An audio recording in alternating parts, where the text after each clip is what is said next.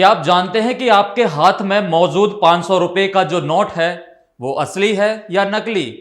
क्या आपने कभी सोचा है कि जिस YouTube का इस्तेमाल आप गाने सुनने, फिल्में देखने या कुछ नया सीखने के लिए करते हैं, उसी YouTube का इस्तेमाल करके कोई अपने घर में नकली नोटों की फैक्ट्री खोल सकता है?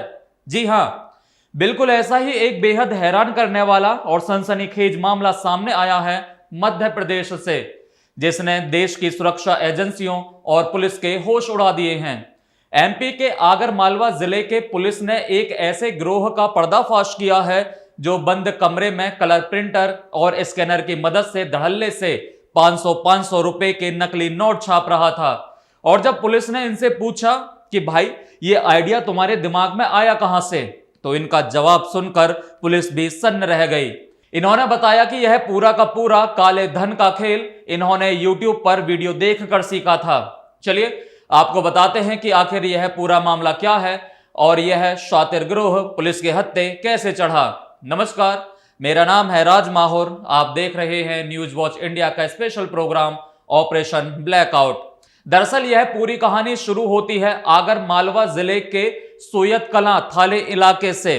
पुलिस को पिछले कुछ दिनों से लगातार गुप्त सूचनाएं मिल रही थी कि इलाके में कुछ लोग 500 रुपए के नकली नोटों के बाजार में खपाने की कोशिश कर रहे हैं।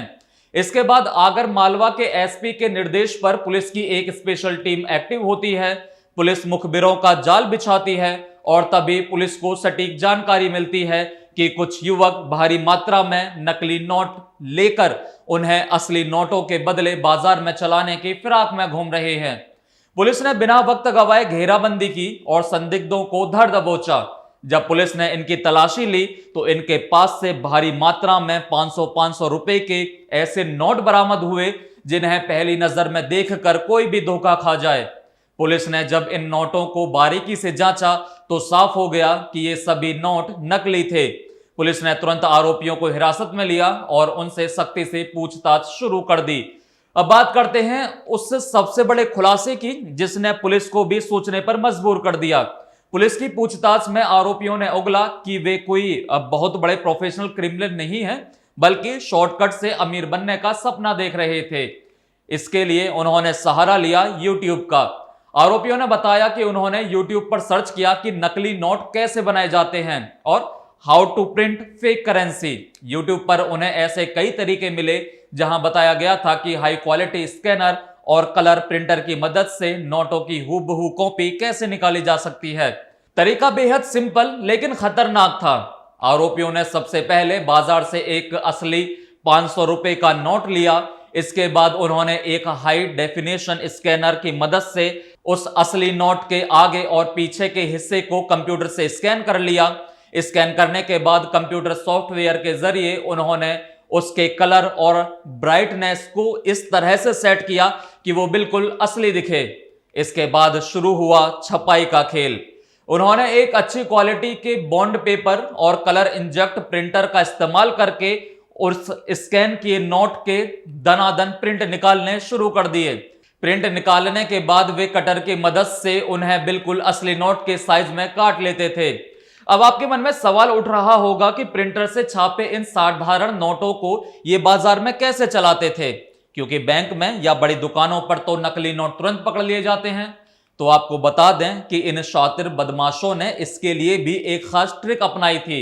ये लोग नकली नोटों को बड़े मॉल या शोरूम में लेकर नहीं जाते थे, बल्कि इनका टारगेट होते थे रात के वक्त चलने वाले छोटे दुकानदार, भीड़ भाड़ वाली सब्जी मंडियां, पेट्रोल पंप और शराब के ठेके, जहां जल्दीबाजी में दुकानदार नोटों को बिना जांचे परखे सीधे गल्ले में रख लेता है।